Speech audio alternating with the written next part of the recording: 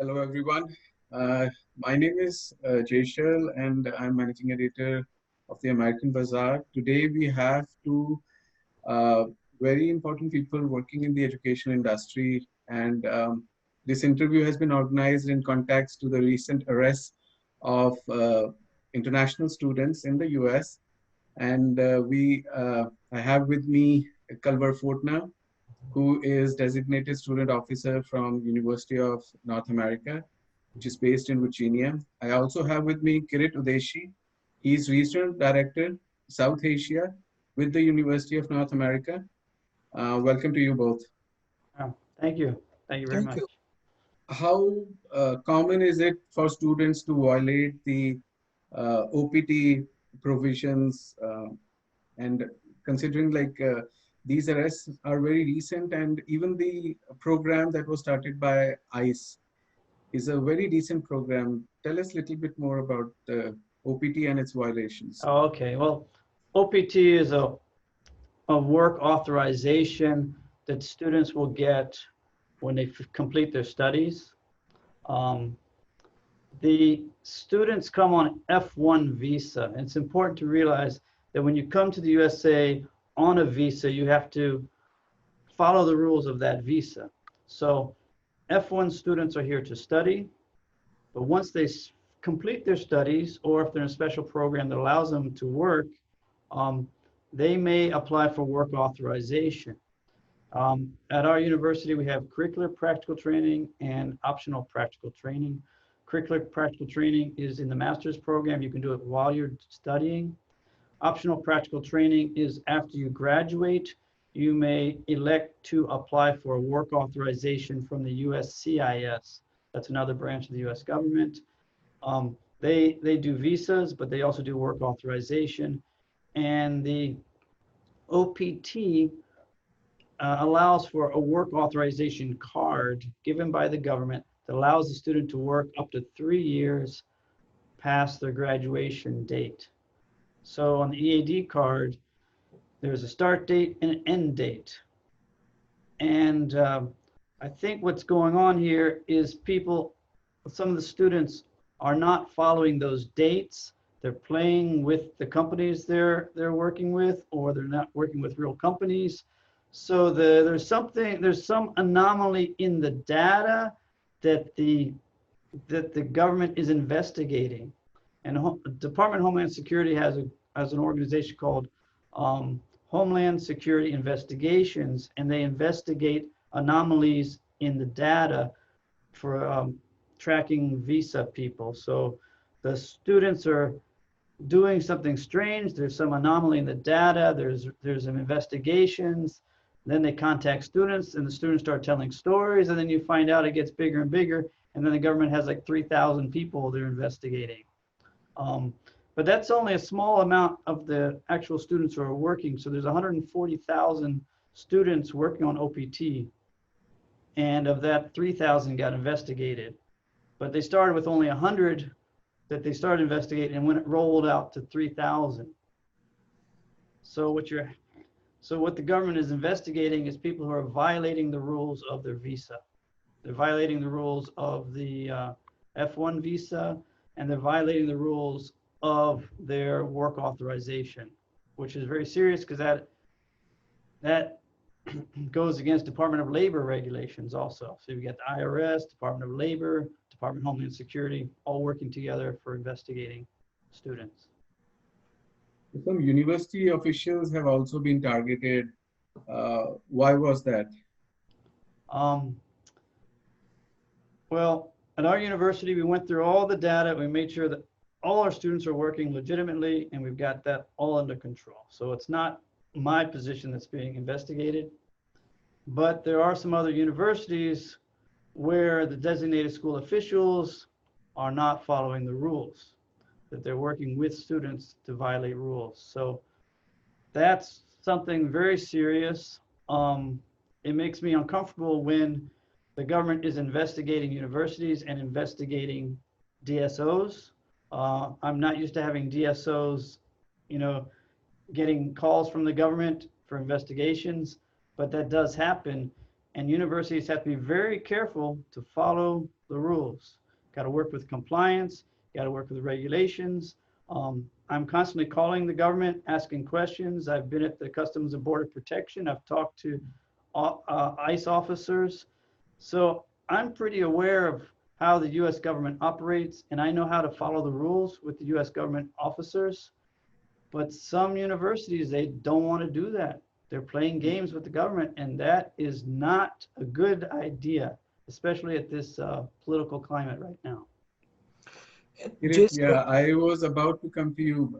You are regional director South Asia. So I was curious, when you go out for, student enrollment, is there any provision where you give students some idea about the policies that will be behind once they start their, and programs? very good question, Jason. But let me come back to the previous question you had about DSO. See, DSO role, as Culver said, is not only to help students, but also to enforce the rules and regulations of United States government. If DSO does not follow that correctly, then government is going to come after that. So that could have been the reason that some of the DSOs were targeted and replaced from their job. Um, Rules are rules, and government rules needs to be followed properly. As Culver said, that he meets with USCIS people, he goes to Customs and Border Patrol facility at Dallas Airport. He has talked to them. He has personally been there. It's not he has just talked on the phone. He has personally been there to see what exactly takes place and all that. And sometimes when the students are stopped at the airport, our office does get a call. Sometimes even our president will answer the call, or Culver will answer a call and say, is so-and-so student really coming to your school to study or what? Have you really issued the I-20? And that's when they go and say whether somebody's is issued the I-20 or not. And based on that, so far all the students have been clear that were coming back or even coming initially. Now, in my admission process, when I go and talk to the kind of students at different universities and colleges and all that, I mentioned very clearly that when you come in as a student, your primary objective is to come and study here. Along with that, US government allows you to have hands-on experience. So based on that, as Culver mentioned, there is a CPT program while you are studying, and there's an OPT program after you complete the education. But it's very, very critical for every student to follow what the rules and regulations are. If you do not work during the time period you are given, or if you work longer hours than what you are permitted to, you are violating the rules. And if you're violating the rules, you are going to be subject to be arrested and maybe expelled from the country. That was my next question, actually. So are students generally aware that what are the repercussions of if they don't meet the rules properly? Yeah. It should be, but Culver can answer it better because. I mean, when the students first arrive in the USA, they need to check in with their DSO. They must check in with their international student office. They have to talk to DSOs. We have to let them know what the rules are. They have to make sure they register for classes. They have to attend their classes. They must communicate with their advisors at the university. In an international office, we're constantly talking to students and advising students.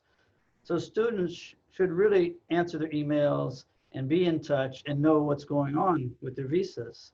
What happens is once a student starts working, they forget they're a student. So then they think they're on a different visa. They start thinking they're on a working visa, but they're not on a working visa. They're on the student visa. And even after they graduate, they need to continue talking to DSO and need to continue checking in with their international office every 6 months. So the government has a certain regulations and sends them emails, so they need to keep in touch with DSO, but often students, they get working and they forget their students. So that's where some problems come in. And I'm always here helping students and talking to them, trying to make sure they understand the regulations, so. So, like, you are in constant touch with officials, Calvert, and Tell me a little bit more about this optical illusion program. Oh, okay. Well, I'm not directly in touch with that, but I there is an ICE officer that works in the Washington region who I've talked to, and he did a training just this week, making sure that we understand the work regulations.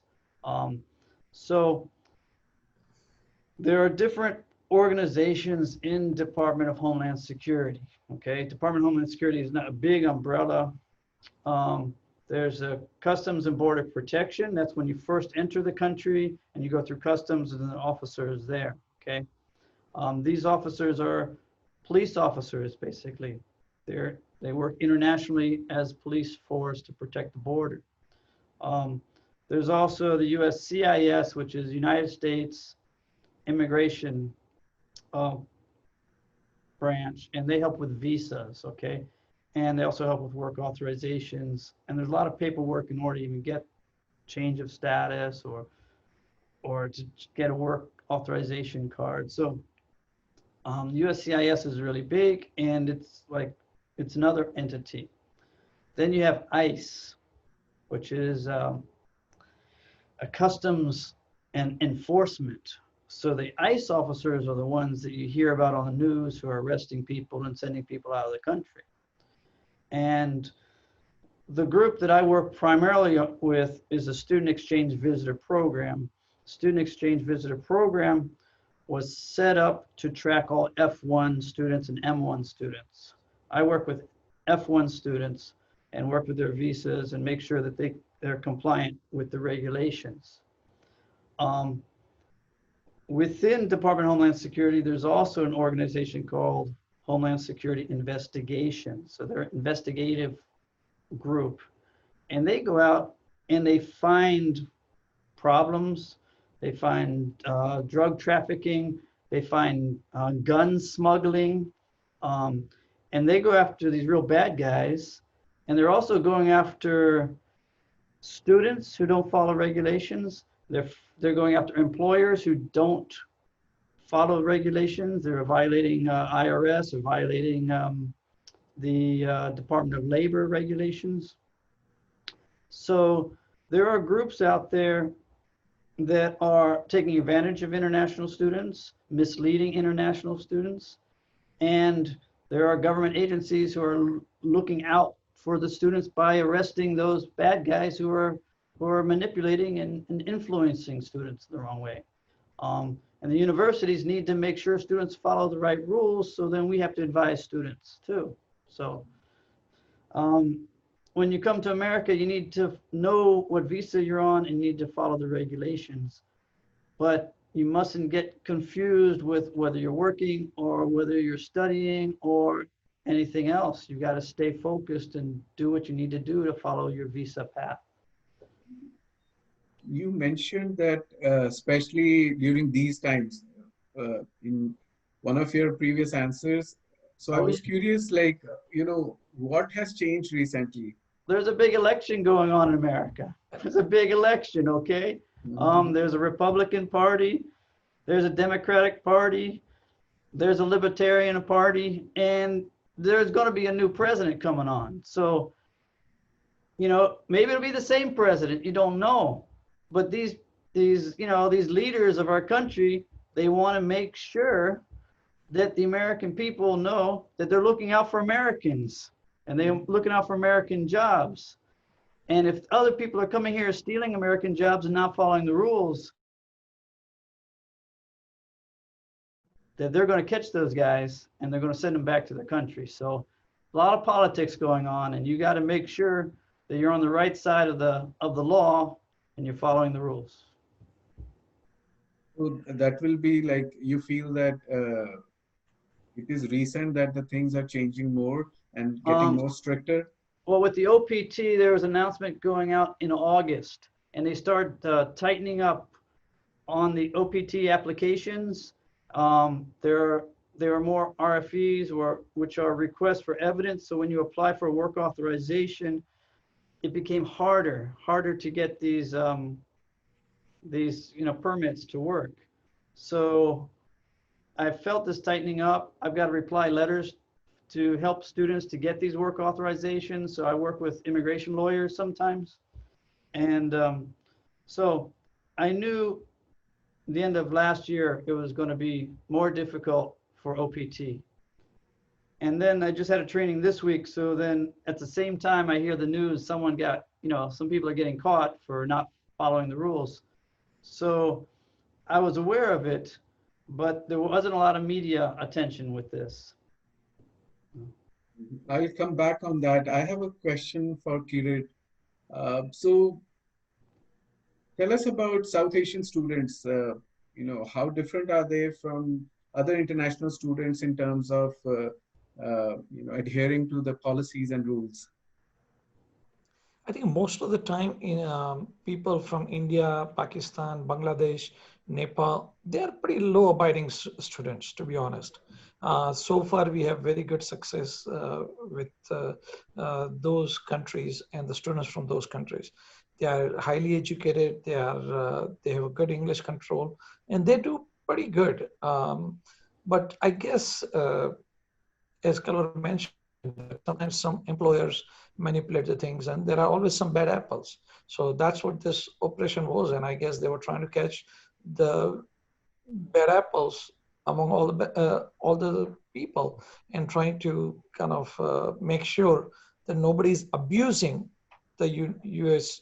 rules and regulations and guidelines provided to the students. And as Culver mentioned, there are 140,000 some students on OPT, and most of them are kind of working legitimately, trying to enhance their skill set by getting the right experience. Because I think even when you apply for the job has to be in the area of your education. And if you are violating that, that also again is a violation. And those are the things that DSO and students have to make sure that if you are applying for a job, you're applying in the field of your education, you are working within the prescribed hours that you're authorized for, and you are not violating any of the rules and regulations. And that's the whole thing is. So far, we've been very positive. As Culver mentioned, that he's been getting some of the RFEs, but so far our track record has been really good. Most of the students have got all the approvals. They've been working, they've been studying, whatever their path is, and they've been very successful. So RFEs, you mean request for evidence? So tell us in a couple of sentences what is RFE? RFE is, I think Culver can elaborate more, but what I understand is like anytime you apply for something, and if they have any question, they can ask you for additional evidence that what request you have. This is during the time that of your student visa application? Yeah, there's a lot of, well, no, this is at the time of if you apply for work authorization. So there's a lot of paperwork that goes into applying to the USCIS for the OPT work authorization card. So if you fill out all the paperwork and you get all your papers lined up, you got everything filled out perfectly, and you send it into the USCIS, you wait for your work authorization card. It could take 2 to 3 months.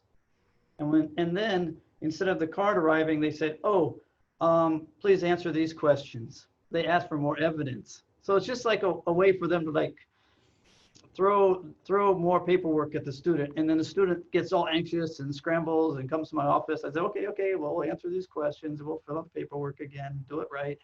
And even if you do it right, you just got to make sure you add more evidence and add some DSO letters and some other, letters like where you've lived and your addresses and things, and whether you've attended classes, and show evidence you attended your classes. And then you send it back to the US government, and then they wait another 2 or 3 months, and then you get your card. So it's just kind of delay, and it just makes things so difficult for the international student. You mentioned during one of your answers that new changes are coming. Anything specific that you would like to mention? I understand that the agencies are getting stricter, and they are trying to see if there are violations more than what they were doing earlier. But any specific changes in rules that you anticipate? No, I can't really anticipate the rules with the US government. I just kind of, when I hear information or when things come through from certain agencies that say, hey, things that are, they send us these these letters. August, what was it? July 6th, I believe it was. President Trump, he sent out a memorandum right like that totally changed how international students could come to the USA because it was online or not online. So sometimes we get memorandums from the U.S. officials. Sometimes things change really fast in the regulations, so we have to be really agile and ready for that. And then with the election coming, there's going to be an election. It's already taking place in early November. There may be some big changes, hopefully for the positive, but you never know because different political parties may want to tighten up some areas or loosen up some other areas. And so things could change rapidly or change in ways that we're not quite ready.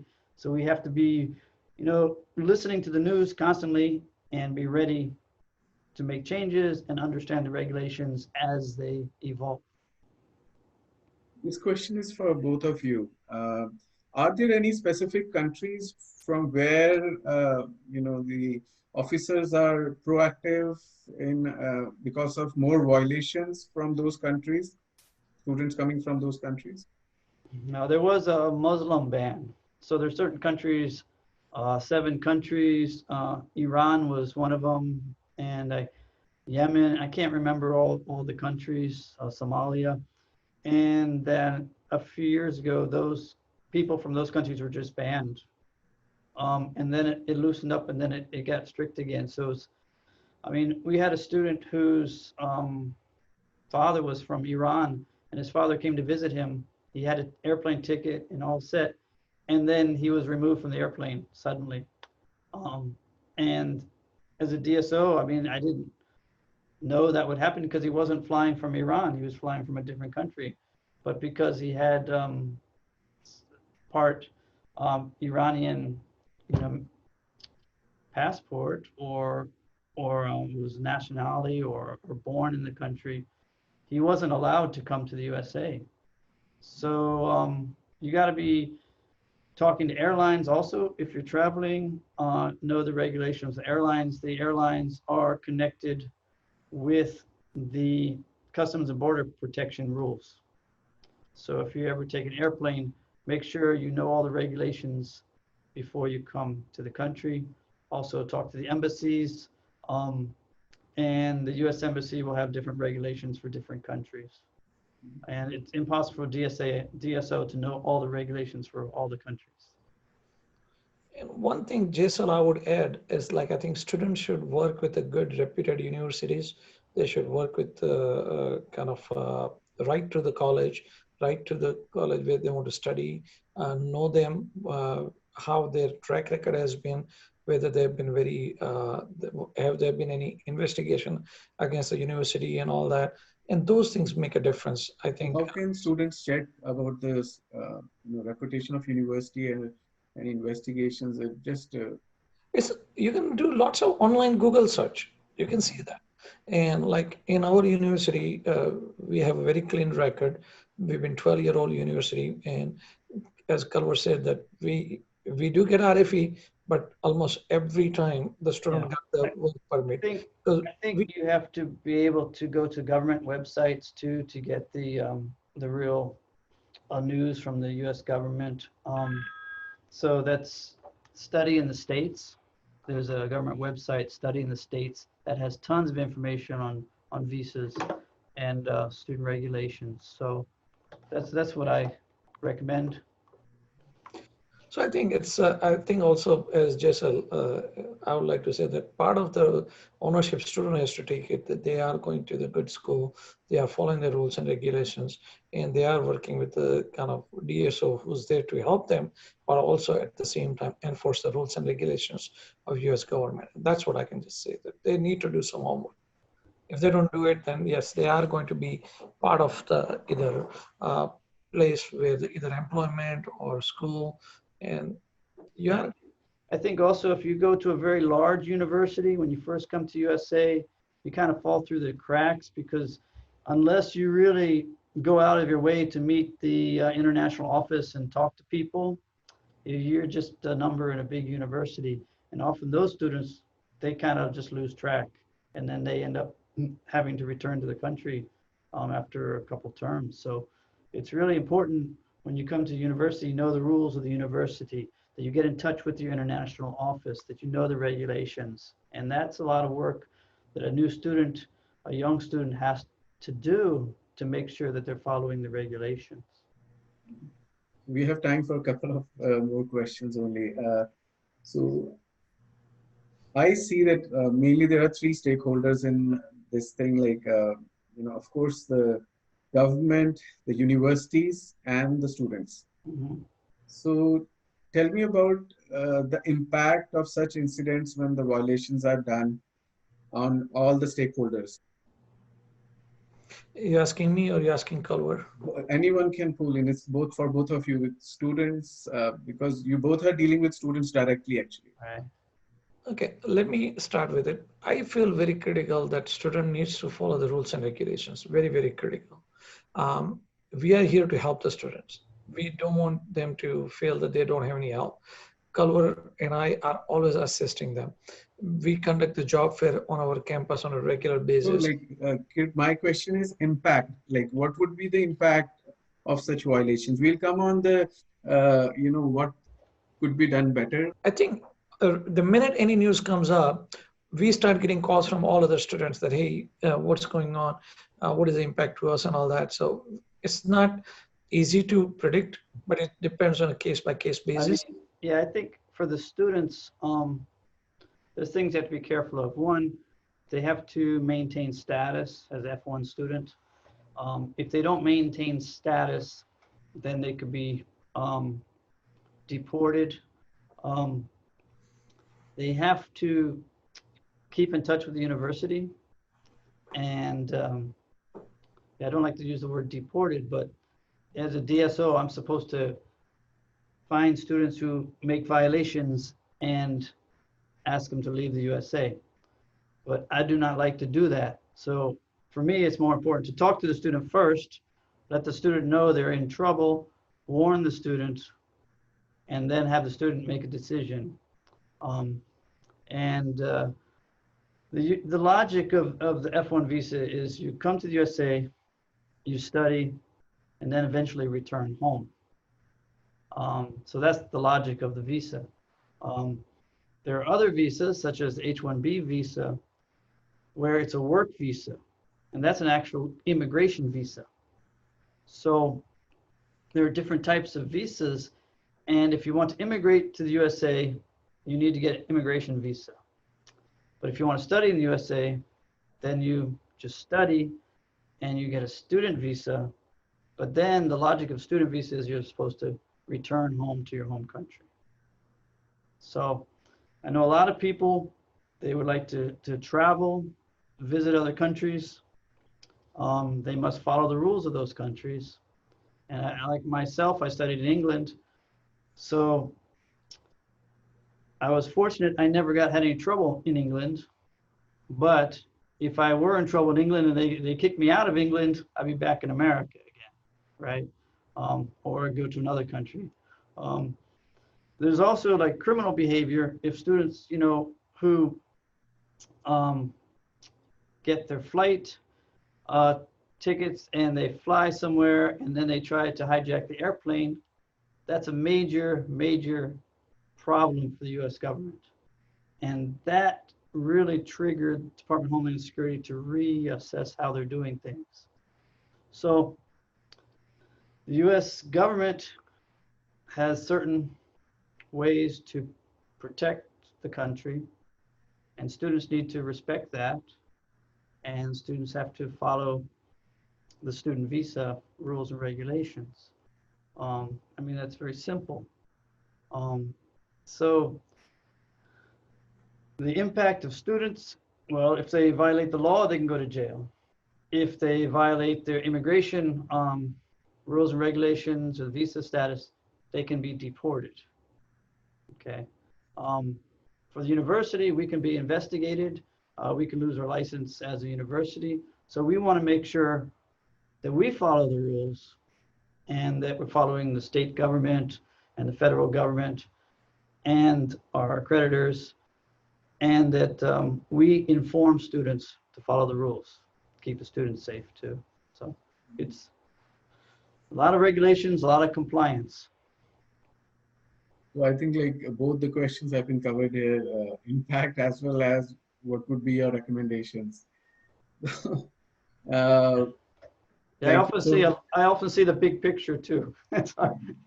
I think Culver summarized pretty nicely. The recommendation is like follow the rules, follow the guidelines, be law-abiding kind of person, and you are here to study, study well.